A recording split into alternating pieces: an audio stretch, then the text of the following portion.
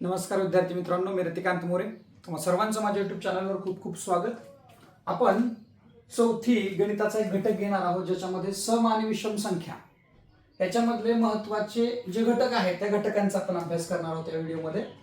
तर याच्यामधला पहिला घटक आहे समसंख्या म्हणजे काय, दुसरा विषम संख्या म्हणजे काय, नंतर त्यांचे जे काही महत्त्वाचे गुणधर्म आहेत ते गुणधर्म आपण अभ्यासणार आहोत. त्याचबरोबर सम विषम सम सम असे काही बेरीज आणि वजाबाकीचे नियम आहेत, म्हणजे काय होतं त्यांचं, दोघांची बेरीज केल्यावर काय उत्तर येतं वगैरे.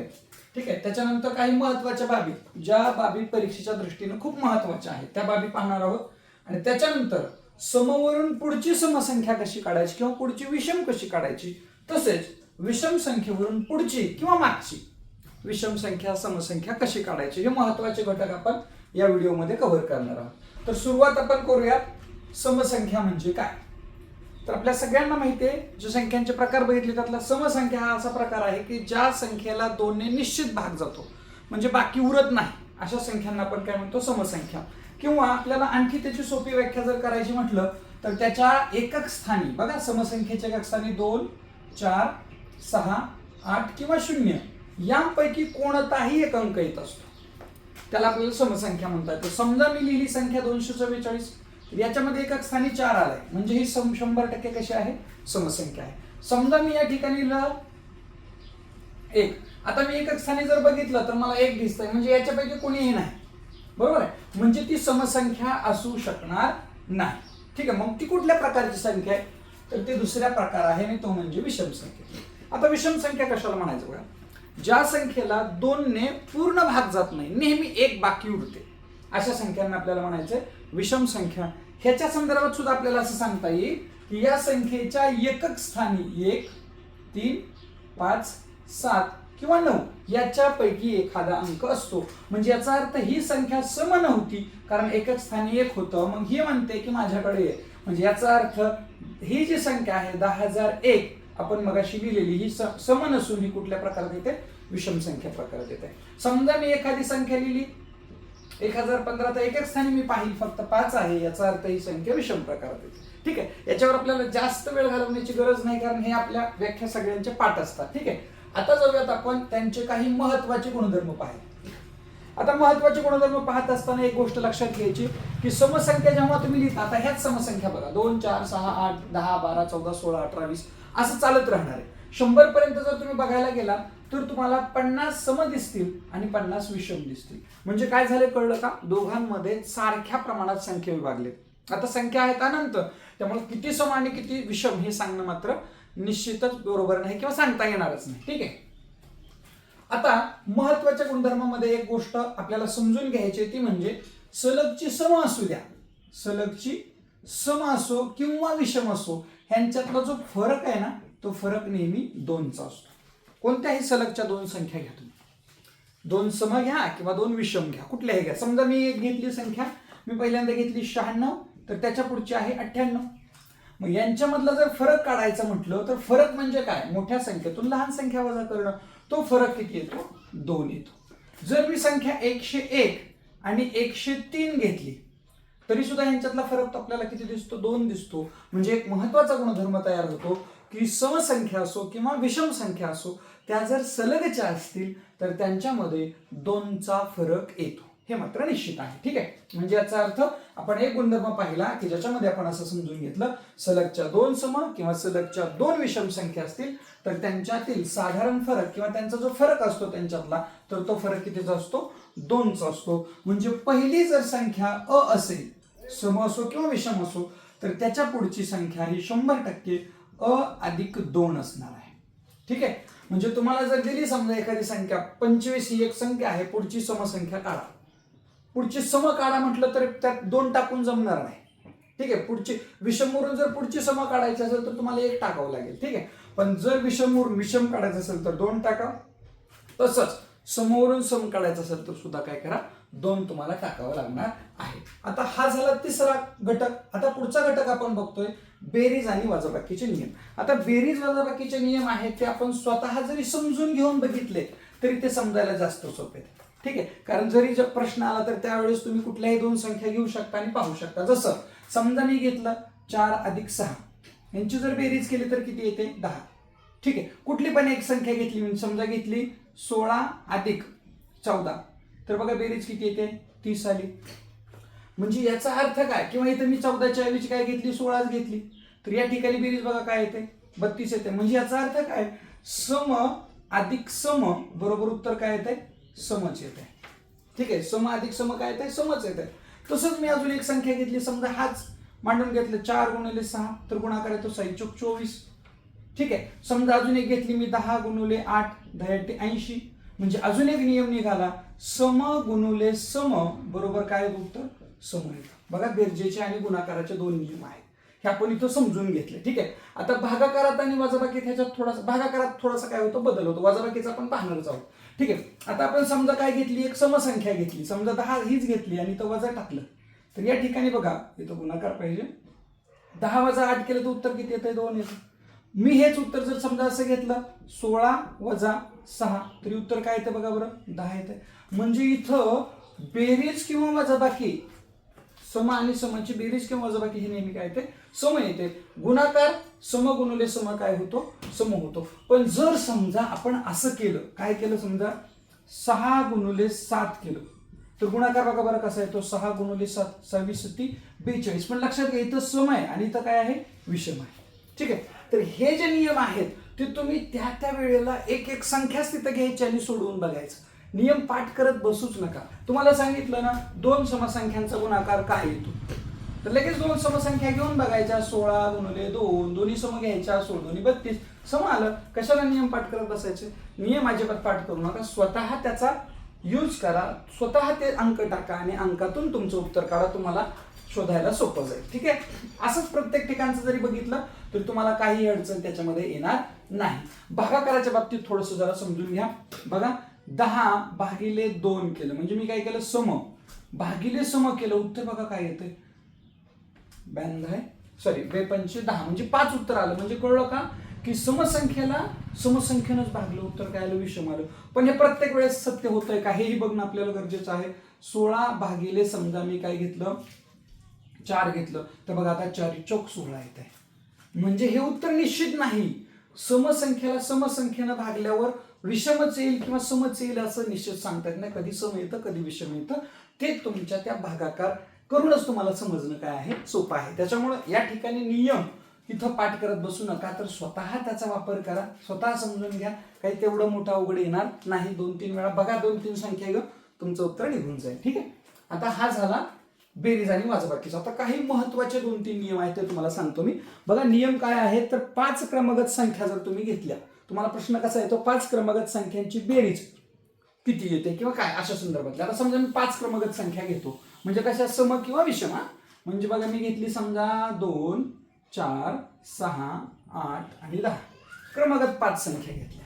आता बघा यांची बेरीज किती येते, आपण बेरीज काढून बघू सोप्या पद्धतीनं. काय करायचं, 10 आणि 2 केलं, 12 आलं, 4 आणि 8 हे सुद्धा काय होते, 12 येते. 12 अधिक 12 किती झालं बघा बरं, 24 आणि 24 हे 6, 30. म्हणजे यांची बेरीज किती आली, 30.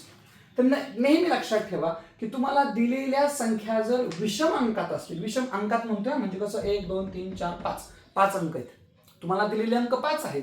अशा वेळेला जर 5 संख्या दिलेल्या असतील तर लक्षात ठेवायचं की ह्याच्या 5 पट तुमचं उत्तर येणार आहे.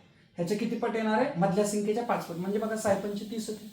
म्हणजे जर समजा तुम्हाला असं दिलं काय, 5 7 9 11 आणि 13 संख्या किती आहेत बघायच्या, फक्त 5 आहेत. यांच्यातला फरक बघायचा, स्थिर आहे, 2चा फरक आहे, विषम आहेत सगळ्या. मग ह्या 9ला घ्यायचं आणि 9 गुणिले 5 करायचं, 9 5 45. म्हणजे यांची बेरीज जर तुम्ही केली तर ती किती येणार आहे, निश्चितच 45 येणार आहे. अशा पद्धतीनं सम आणि विषम दोन्हीकडे हा नियम तुम्हाला लागू होतो. आता हेच जर समजा काय असतील, 7 संख्या असतील, कशा बघा, समजा आपण घेतलं 2 4 6 8 10 12 आणि 14 आहे. एकूण संख्या बघा किती घेतल्या, मी 7 घेतल्या. बरोबर मधली संख्या बघायचं 8. ठीक आहे, बरोबर मधली आहे बघा, इकडे 3 राहिल्या, इकडे 3 राहिल्या. तर ह्या 8ला किती न गुणायचं, आता इथं आपण 5 न गुणत होतो कारण 5 संख्या होत्या. आता इथं 7 न गुणायचं, 8 साठी किती होत आहे, 56. यांची बेरीज करून बघा मित्रांनो, तुम्हाला 56 आल्याचं लक्षात येईल. ठीक आहे, म्हणजे एवढ्या सोप्या पद्धतीने आपल्याला हे नियम समजून घ्यायचे आहेत. आणि हे जर नियम समजले तर आपल्याला काही अडचण येणार नाही. त्यामुळे नियम समजून घ्या. गणित हा पाठांतराचा विषय नाही, समजून घेण्याचा विषय आहे. आणि रिव्हिजन तुम्ही जितकं कराल तितकं गणित तुम्हाला सोपं जात आहे. आणखी 1-2 नियम आहेत, ते नियम तुम्हाला सांगतो. एकच स्थानच्या अंकाची स्थानिक किंमत सोडता सर्व अंकाची स्थानिक किंमत नेहमी सम असते. आता बघा, आपल्याला प्रश्न असा येऊ शकतो आणि आपण याच्यावर विचार केला नसतो. समजा मी लिहिली 3824 अशी संख्या लिहिली, ठीक आहे. आता बघा, ह्याची जर स्थानिक किंमत काढायचं म्हटलं तर 3000 आहे. 8ची जर काढायची म्हटलं तर किती आहे? 800 आहे. 2ची काढायची म्हटलं तर 20 आहे आणि 4ची काढायची म्हटलं तर 4 आहे. ही सम, ही सम, ही सम, ही निश्चितपणे ह्या 3 संख्यांची जी स्थानिक किंमत आहे ती समच येणार आहे. कारण हे 10 पटीत, 100 पटीत, 1000 पटीत वाढणार असतात. म्हणजे यांच्या एकक स्थानी कायम 0 येणार आहे.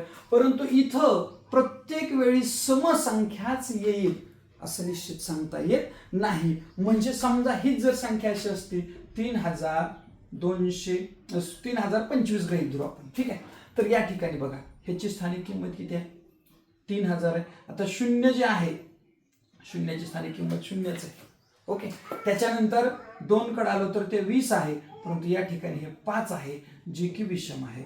म्हणजे याचा अर्थ काय? फक्त एकच स्थानच असं स्थान आहे ज्याची किंमत सम किंवा विषम असू शकते. बाकी दशक स्थान असू द्या, शतक स्थान असू द्या किंवा हजार सहस्त्र स्थान असू द्या, याच्यामध्ये कधीही विषम संख्या येऊ शकत नाही. हे महत्वाचे नियम कशा संदर्भातले बघितलं आपण तर त्याच्या स्थानांसंदर्भातले, ठीक आहे. तर ते आपल्याला माहित असणं गरजेचं. त्याच्यानंतर आपण विषम संख्या, मग ते पण पाहिलं की सलगच्या विषम संख्यामध्ये कितीचा फरक असतो? 2चा फरक असतो. जसं याचा आहे त्याच पद्धतीने आहे. विषम संख्यांचे सुद्धा नियम तसेच तुम्ही मगाशी मी जे दिलं ना की विषम अधिक विषम काय होतो, सम होतो, काय होतं, हे सुद्धा तुम्ही स्वतः तिथं करून बघा. करून बघितल्यावर सोपं जातं, ठीक आहे. आता आपल्याला पुढे जाऊन पाहायचं काय आहे बघा,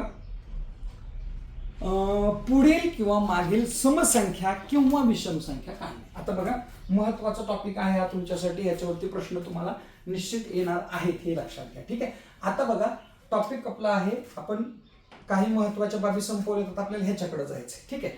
मग बघा, सम किंवा विषम संख्येवरून सम किंवा विषम संख्या तुम्हाला काढायची समजा, ठीक आहे. म्हणजे दिलेली संख्या सम आहे आणि तुम्हाला जी काढायची संख्या ती सुद्धा सम असेल. सपोज असं पकडूयात आपण की 18 तुम्हाला दिलेली संख्या आहे आणि यानंतरची म्हणजे 18 नंतरची 8वी सम काढायची, बरोबर आहे. 18 नंतरची कितवी? 8वी समसंख्या तुम्हाला काय करायची? काढायची. तर 18 नंतरची 8वी काढायची की नाही, मग काय करायचं? 18ला 18 लिहायचं आणि प्लस काय करायचं तर 18च्या नंतरची 8वी म्हणजे प्रत्येक वेळेत 2चा गॅप असणार आहे. कारण पहिली तुम्हाला भेटणार आहे 20, नंतर 22 भेटणार आहे, असं करत करत म्हणजे कंटिन्युअसली 2-2च्या फरकाने वाढत जाणार आहे. म्हणजे 8वी संख्या येताना 16चा फरक पडणार आहे. मग ह्याच्यात काय करायचं? 8 गुणिले 2 मिक्स करायचं. म्हणजे काय होत आहे? 18 अधिक 8 दोन्ही 16. मग तुमची जी बेरीज आहे 8 आणि 6 14, या ठिकाणी तुम्हाला 34 भेटून जाते. म्हणजे याचा अर्थ समवरून जर तुम्हाला सम काढायचे असेल तर तुम्हाला जो क्रमांक सांगितला कितव्या क्रमांकाची काढायची त्याची दुप्पट करायची. फक्त अडचण एकच आहे, ती सम असावी. काढायची आहे ती सुद्धा सम असेल. विषमच्या बाबतीत सुद्धा हाच नियम. तुम्हाला 27 ही विषम दिली आणि म्हटलंय की 7वी विषम काढा. 27 नंतरची कितवी विषम काढायची? आपल्याला 7वी विषम काढायचं. काय करायचंय? 27 घ्यायचंय आणि 27 मध्ये तुम्हाला त्या 7वी काढायचं म्हणून 7ची दुप्पट टाकायची, ती आहे 14. बघा बरं, 7 आणि 4 होते 11, हातचा 1 येतो, 2 आणि 2 किती होते? 4, 41. बघा, विषम होती विषम काढली, सम होती सम काढली. हा एकदम क्लिअर आहे. हे कुठला आहे? पुढची काढताना. आता आपण जी शिकलोय ती शिकलोय कुठली? पुढची काढणे. आता मागची काढायची असेल तर काय करावं लागेल? तर मागची काढताना हाच नियम अप्लाय करायचा आहे. फक्त या ठिकाणी जी बेरीज करतोय की नाही मित्रांनो, तिथं काय करायची? वजाबाकी करायची. म्हणजे समजा तुम्हाला म्हटलं 44 पूर्वीची किंवा 44 आधीची चौथी सम. बघा प्रश्न काय आहे? 44 पूर्वीची चौथी सम, तेच करायचंय. 44ला 44 लिहायचंय. आता आपण पुढची काढत होतो मग इथं प्लस लिहित होतो. आता आपल्याला मागची काढायची म्हणजे मायनस लिहावं लागेल आणि ह्या 4ची दुप्पट जी की 8 आहे ती त्याच्यातून वजा करावी लागेल. मग 44 मधून 8 ज्यावेळेस जातात त्यावेळेस किती उरतं? तर तुमचं उरतं 36. म्हणजे 44च्या पुढची मागची चौथी जर काढली तर तुमची किती येते 36. क्लिअर. तसंच विषम संख्येच्या बाबतीत सुद्धा 53 पूर्वीची 8वी विषम. ओके, पूर्वीची काढतोय आपण आता 53ला 53 जशाच तसं लिहायचंय, वजा करायचंय का, कारण मागची काढताय तुम्ही. लक्षात ठेवा, पुढची म्हणले प्लस, मागची म्हणले की मायनस. ओके, आता 8वी विषम काढायची. 8 म्हणजे 8ची दुप्पट करा, 8 दोन्ही किती होत आहे 16, आणि ह्या दोघांची वजाबाकी करा. तुमचं जे उत्तर येईल ते फायनल तुमचा आन्सर असेल. म्हणजे इतक्या सोप्या पद्धतीने तुम्ही, मला वाटतं हे उत्तर मला कमेंटमध्ये टाका. ठीक आहे. तर अशा पद्धतीने तुम्हाला काय करायचं, यांची पुढची संख्या आणि मागची संख्या काढून घ्यायची आहे. आता हे आपण जे शिकलोय ते कशाचं शिकलोय बघा, समवरून सम काढणे किंवा समवरून विषमवरून विषम काढणे, पुढची असो किंवा मागची असो. आता एकच टॉपिक याच्यातला राहतो, विषम वरून पुढची किंवा मागची सम विषम काढणे. म्हणजेच काय, तुम्हाला दिलेली असणार आहे सम आणि काढायचे विषम. इथं बघा थोडंसं वेगळं आहे. प्लस मायनसचा नियम तोच आहे. पुढची असेल तर तुम्हाला प्लसच करावं लागेल, मागची असेल तर मायनसच करावं लागेल. फक्त तुम्हाला दिली आहे सम आणि काढायचे विषम, दिले विषम आणि काढायचे सम, असा टॉपिक आहे हा. आता थोडंसं वेगळं. आता बघा, आपण एक आधी समजून घेऊ की काय होतंय आणि मग नियम तयार करू आपण. मी असं म्हटलं 14 नंतरची चौथी. आता बघा मी काय लिहिलं, विषम. काय काढायला बघा, 14 नंतरची चौथी विषम. नंतरची विचारते, नंतरची म्हणजे प्लसच येणार आहे. ओके, आता 14 अधिक 4ची दुप्पट 8 करून जमणार नाही, कारण 14 आणि 8 जर केलं तर तुमचं उत्तर 22 येईल, जे सम असेल. पण तुम्हाला काढायची कुठली, विषम. मग आता आपण आधी डायरेक्ट काढून बघू काय येतं, मग नियम शोधू त्यात काय आहे. तर बघा 14 ही झाली, त्यानंतर पहिली येणार आहे 16. ओके, आपल्याला काढायची कसली बघा, विषम. विषम 14 नंतरची पहिली विषम सॉरी कुठली येईल, 15 येईल, नंतर येईल 17, नंतर येईल 19, नंतर येईल 21. आपल्याला चौथी काढायची होती. चौथी किती आली बघा, 21 उत्तर येते. आता हे 21 उत्तर कसं आलं ह्याच्यावर थोडासा विचार करू आपण.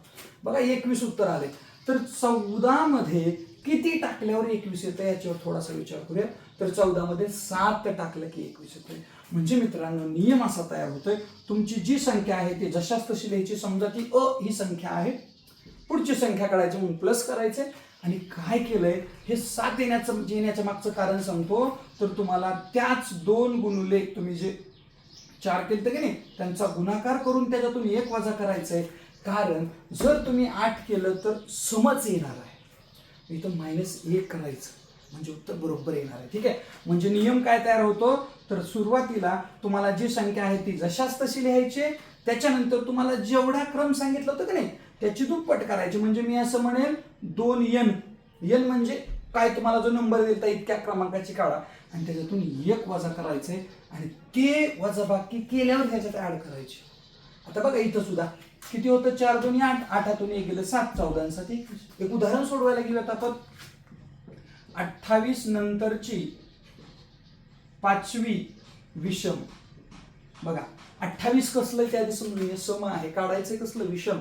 मग 28ला 28 जशाच तसं लिहा, अधिक सुद्धा जशाच तसं करा, 5ची दुप्पट पण करून घ्या, दुप्पट पण करायचे. पण त्या दुपटीतून लगेच 1 वजा करा, म्हणजे 5ची दुप्पट होते 10, 10तून 1 गेले 9, आणि आता यांची बेरीज करा. 28 अधिक 9 किती होतात, 37 होतात.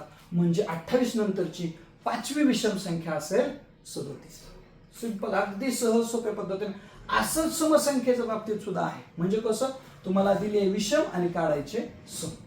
विषम दिली, समजा आपण लगेच उदाहरण घेऊया. तिथे 35 नंतरची 8वी, 35 नंतरची 8वी सम काढायची. दिले कसली, विषम, काढायचे कसली, सम. म्हणजे तुम्हाला आता इथं बदल आहे, दिले विषम काढायचे सम. सेम तेच करा, 35ला 35 जशाच तसं लिहा, अधिक सुद्धा जशाच तसं करा. फक्त हे 8 आहे ना, त्याची दुप्पट करून 1 वजा करायला विसरू नका. 8ची दुप्पट होते 16 आणि 16तून 1 गेले राहिलं 15. म्हणजे याचा अर्थ 35 अधिक 15 बरोबर 50. 50 ही 35 नंतरची 8वी समसंख्या आहे, लक्षात घ्या. इतक्या सिंपल पद्धतीनं पुढची संख्या काढताना नियम एकच लक्षात ठेवायचा आहे, अधिक कंसात 2n वजा 1 हा नियम लक्षात ठेवायचा आहे. कधी, जर समवरून विषम असेल किंवा विषमवरून सम असेल तेव्हा हा नियम तुम्हाला वापरायचा आहे. आता ही झाली पुढची. आपल्याला शिकायची आता मागची कशी काढायची. ठीक आहे. आता बघा, आपण मगाशी पण बघितलं की पुढची असेल तर प्लस करायचं होतं, मागची असेल तर मायनस करायचं होतं. इथंही तेच करायचंय, म्हणजे फक्त नियम इथं बदलणार आहे बघा या ठिकाणी, बस बाकी काही बदलणार नाही. म्हणजे समजा तुम्हाला असं म्हटलं 28 पूर्वीची किंवा 28 आधीची, मी घेतो आता इथं 6वी विषम. ठीक आहे, बघा 28च्या आधीची तुम्हाला काढायची कुठली, 6वी विषम. 28 कसली आहे, समय. 28ला 28 आधी लिहून काढा, वजाचं चिन्ह देऊन टाका, कारण तुम्ही आता संख्या मागची काढायला लागलात. मागची, पूर्वीची, आधीची वगैरे वगैरे शब्द वापरा. ठीक आहे, मग 28च्या आधीची आपल्याला कितवी काढायची, 6वी विषम काढायची. तेच करा, 6ची दुप्पट करा, म्हणजे 2 गुणिले 6 करा आणि वजा 1 करा. म्हणजे काय येईल बघा बरं, 28ला 28 जशाच तसं, 6 दोन्ही 12 वजा 1, म्हणजेच 28 वजा 11 करावं लागेल. 28 मधून 11 जेव्हा तुम्ही वजा कराल त्यावेळेस बघा बरं, 8तून 1 गेले, 7 आले आणि हे 1 जशाच तसे. म्हणजे याचा अर्थ 17 ही संख्या असणार आहे 28 पूर्वीची 6वी. सिंपल आहे एकदम. तसंच इथं अजून एक उदाहरण घेऊयात आपण. समजा 35 पूर्वीची, 35 पूर्वीची आपण 11वी कसली घ्यायची बघा आता, सम घेऊयात, कारण 35 ही विषम आहे आणि काढायची आहे ती सम आहे. 35ला 35 जशाच तसे लिहा, वजा करा, 11ची दुप्पट करा, 11ची दुप्पट 22 होते, 22तून 1 वजा करा, 21 आलं. म्हणजे 35 मधून 21 तुम्हाला वजा करायचं. या ठिकाणी वजाबाकी केली तर काय, 35 मधून 1 गेले, म्हणजे 5 मधून 1 गेले, 4 राहिले, 3तून 1 गेले, 3तून 2 गेले, 1 राहिले, म्हणजे 14 ही सम आहे का बघा. सिंपल. अगदी अशा आणि एकदम सोप्या पद्धतीनं तुम्हाला हा घटक जो आहे तो सगळे मार्क्स देऊन टाकणार आहे. आता या घटकामध्ये राहिलाय असा एकही घटक तुम्हाला या ठिकाणी दिसणार नाही. अगदी सोप्या पद्धतीनं तुम्हाला माझ्या माहितीस तो विश्लेषण दिलेला आहे. व्हिडिओ आवडला असेल तर नक्की लाईक करा, शेअर करा तुमच्या मित्राबरोबर आणि चॅनलवर नवीन असाल तर चॅनलला सबस्क्राईब करा. Okay, thank you.